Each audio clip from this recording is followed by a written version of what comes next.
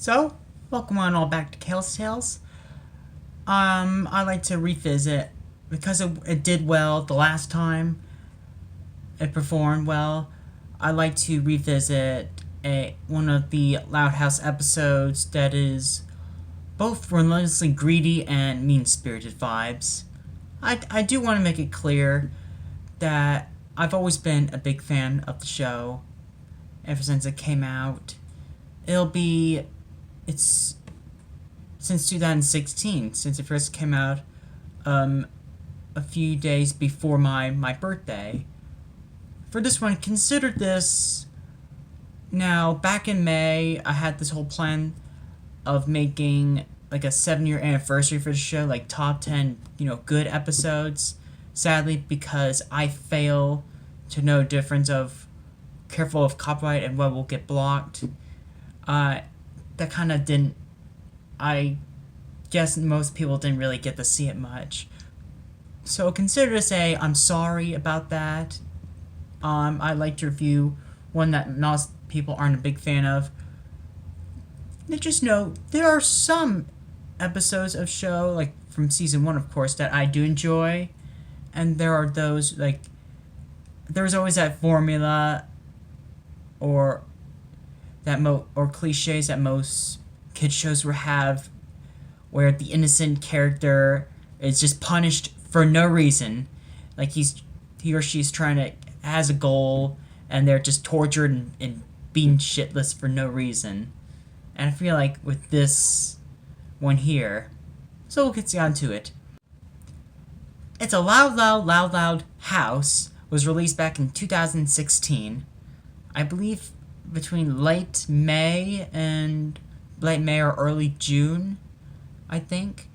And they're basically doing a homage or parody to one of my favorite movies growing up. It's a Mad World, directed by Stanley Kramer, one of my favorite comedies. One of the most longest movies I've ever seen. Has almost every one of your favorite character actors in it, like Mickey Rooney, Milton Berle, Buddy Hackett, Dick Shawn, Ethel Merman, Three Stooges. Here's a fun game. Guess how? I like to see how many people in comments go, "Who the hell is that?" Ask your grandparents. Whenever I tell you someone from back then, I sound like an old man. But anyway, this is when the episode I prefer not to revisit, particularly because how mean-spirited it is and how much Lincoln is just beaten up for no reason. What do I mean? Well, we'll get right to it right now. What? We heard money. A dime. No, a quarter. That's impossible. Them sisters ain't normal. Like, all 10 of them, well, not Lily, she's not in this much. All 9 of them get all together, and the minute Lincoln finds one small quarter, and they get together. They stop with whatever important thing they're doing. They could have had, like, I don't know, some beauty pageant or a rock show or college intuition to do, but no, they're all indoors just watching when their youngest or older brother get the quarter out. That's pretty much a big deal to them. Oh yeah, the plot of this, Lincoln is usual fourth wall breaking to us as the viewer, and he's part of in the Loud House. It's kind of not fair because whoever don't, it's like let's just split it 50-50 or 40-40 kind of thing. Let's just split it 40-40. No, none of you were getting it. I found it in the couch fair and square. Wait a second. If there was 1 quarter down there, then maybe there's more.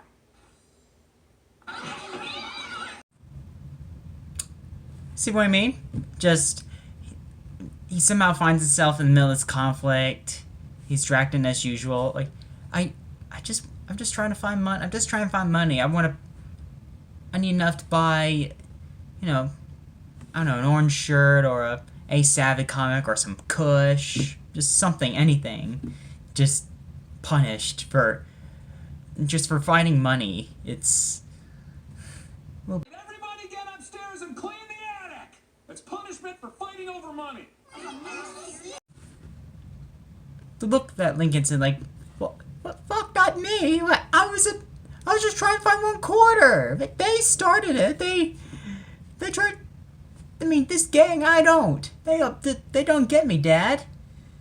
And as you notice, at the time before the Christmas special, I feel like Zafino and the team were doing with the mom and dad or they do with the adults, like in Tom and Jerry. They would barely show like half the faces. They would barely show their face, and of course, until the Christmas special, I guess like to protect identities or save a little bit of money on animation. Of course, we all knew sooner or later they're gonna have to show their face, both Lynn Sr. and their mom Rita's face sooner or later. Eventually, they did. They have some episodes where, they're pretty funny in a way. Secret dark place. It's Lincoln's fault we're up here, so he can do it. And watch out for that loose floorboard! One loose floorboard. Alright, first off, hey, you little honey boo-boo, I was just trying to find $1. My fault? It's you guys attacked my ass. And second, it is worthy to see some physical violence, some physical comedy, like the full bar. I think they use like 3 or 4 times in this, and despite how they overuse this gag, this little joke, it does come out of nowhere and does get a good laugh out of me, a little snicker there a bit, even if it's the same boy that kind of that really doesn't deserve it. And so while Lincoln's sisters are watching over the, forced to clean up the attic, innocent Lincoln finds this note from the original owner of the house, Sharon Monet. I'm just gonna drop small spoiler. Watch out, it's clearly Dad. And he's just trying to make sure that he and the sisters get along. And so there's money somewhere hidden in the house, which pretty much is not going to end well, especially with their greedy intentions, of course. And just Lincoln just usually around there just witnessing it all. And first off, the sisters kind of believe, like, you're full of crap, Lincoln. And so Hey guys, check it out! I found this letter from the original owner. She said she's hidden money in the house. Yeah, right, Lincoln. Quit stalling. You're not getting out of cleaning the attic. Yeah! Fine. I'll just do it by myself. And when I do, it'll be all mine. And we go with the loose floorboards. Like, how many are there in this house? They really need to get those fixed. And first off, none of you deserve the money anyway. Maybe Lincoln. And whenever you freeze frame or pause on the hit, even if it's a naive look to have, it makes it so much funnier. That's why I love Tom and Jerry. Like, their genius physical comedy there is just... Put laundry down the chute. Laundry doesn't scream and go thud. No, but nosy brothers do. Okay. When it comes to the character in Len Jr., I feel like there's 2 sides to her character. The athletic tomboy who usually tortures Lincoln either for a reason or no reason at all. She's like the Sam Puckett of the show. Either one side grew up with an asshole big sister, like Len, and they see a whole lot in her, and the other side wishes they would stop. I mean, she would knock it off and deserves to be eaten by wolves. No, I'm not trying to come off as mean. That's an actual YouTube video I found. I'm not kidding, and I found it while I was scrolling up. Like, oh my god, it's like that's a little harsh. Maybe I've been taking things too far, and that's why I just watched like the Antunes guy who did those deathbed videos, which are pretty hilarious. He did one where it's kind of like a mean jab at the show's writing, and Gumball is there for some reason. I can recommend that. Links in the description if you like to. Fine. Then at least put Lynn up for adoption. She's not helping the show. Oh, my. Okay, admit it. You're all looking for the money, aren't you? Obviously. Gee, no shit, Sherlock. Where's Clue, Sherlock? You guys did. Some deep inside me, I feel like one of them will mumble, "No shit, Sherlock!" I don't know, because when Luann says, "What's your first clue, Sherlock?" I really think, "No shit, Sherlock." I know it's profane, but I'm only human, guys. Anyway, he's just gaslighting them. I love the gaslighting he does, where it's just like, "You didn't believe me, and now you do? Because there's money involved? Come on, give me a break." If we go down, we're taking you with us. Obviously, you have.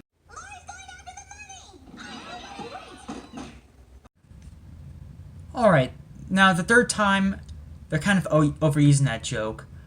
But, hear me out, by the end, it will come back and pretty much satisfying. Alright, but it's not to Lincoln. That's all I could say.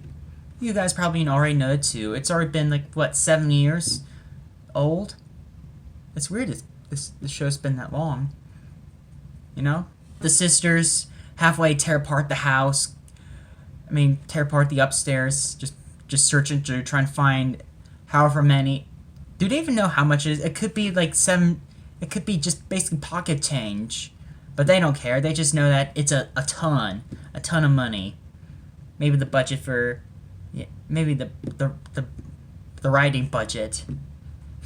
No offense to the jab on the writers, and just Lincoln's just there, he's just witnessing and reacting to their greediness and just being pushed around and treated like trash. And I do love part that Lana has here where the rope came out a note from the ceiling. Like, is there like a fen up there? Like, I love the exaggeration when it comes to this. Like, there's some things you question. Like, I find it fun, but it's best to let because my mind's always the most messed of what comes from, even when they don't explain it. Like, that's the thing of the audience's mind, you know? You can get creative on your own. What did Sharon say? The rest of the episode is just the sisters pushing Lincoln around or pushing him away and treating him like dog crap, and he's just asking questions or witnessing and reacting to all the greediness that's going on. Just, you see, he's just everybody's toilet paper, baby white.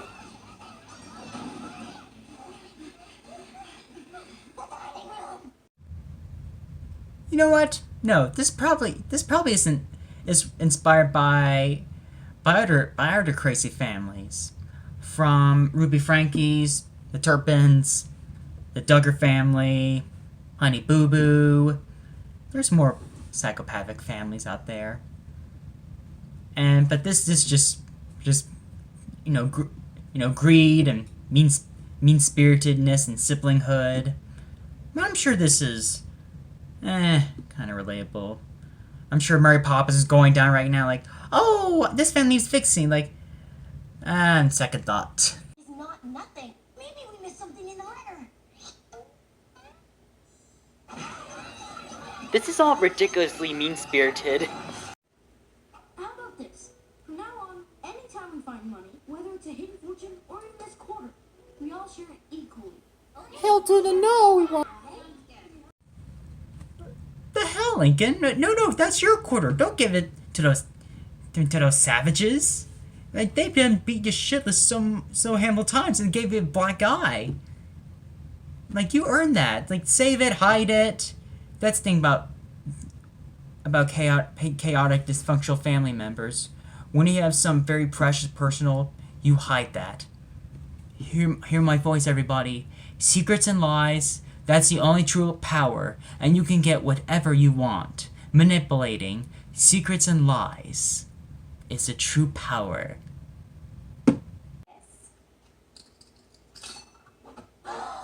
What? There's more to my head than just air, you know. I love that. Leni is probably one of my favorite characters in the show. Sometimes she kind of reminds me of sometimes reminds me of me a little bit, because I feel a little bubbly and dumb blonde. Even she's aware that she's, not the brightest bulb in the lamp, and like she makes good use to her character.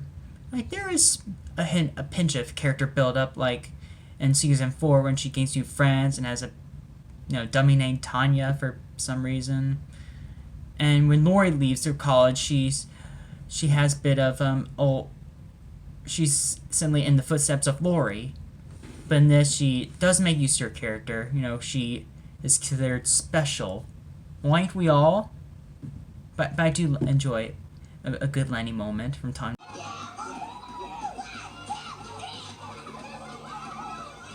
It was really nice of you to give up your work bonus. To me, it is kind of funny. Each is $500 for all 10 of them. They split it with like I don't know, $45, and even though it's not much, they're still happy. Even though it's not much, it's not more or less. Like they're still happy. Like they have their accomplishment, and even Lincoln gets. And they kind of learn to get along, and they're just spreading out that lettuce, that cheese all over the yard, and dancing. Like this is literally my reaction to seeing the new Fairly Odd Parents: A New Wish. This is basically everyone's. Money. There just isn't a lot of it in the Loud House, but when there is, it's good to know that from now on the kids will share it. Ooh, a time. I'll just keep this one to myself. And there's a payoff to that joke. Lynn Sr., of course, wrote the note. He's the one who's sharing Monet while the kids are outside celebrating their cash that he gave away to them. And he cleans up in the attic, not downstairs, which he probably should start first. And he finds a dime that Lincoln called back to the beginning of the episode, and I wouldn't call it comeuppance. Even though he kind of punched him in Lincoln for some reason, he gets an old smack of the board, which, despite them using that for the 4th time, it pays off that it's not just Lincoln that has bad luck. Like, he probably gets him from the dad. And so, there you go. That was It's a Loud, Loud, Loud, Loud House. I think four louds in the title. And it's not that bad. I do remember being slightly cruel, slightly mean-spirited, and just some of the episodes where Lincoln is just punished and for no reason, and he's faced the whole family's toilet paper. Because last time I viewed a mean-spirited one was when they thought he was bad luck and they forced his ass out of the house. I always thought that was the more cruelest one I don't revisit, and this one is, I give it maybe 25-30%. And it tied up to Bros About to Rock, where he and Luna go to concert, and I enjoyed it too, especially when that big sister little bro dynamic, which very much enjoyable. And so, what do you guys think? Do you have a favorite Loud House episode? Do you have those where you just want to maybe go visit after 5 years? And so, there's some I enjoy. So, what do you guys think? Thank you all for watching, by the way. And thanks for your time.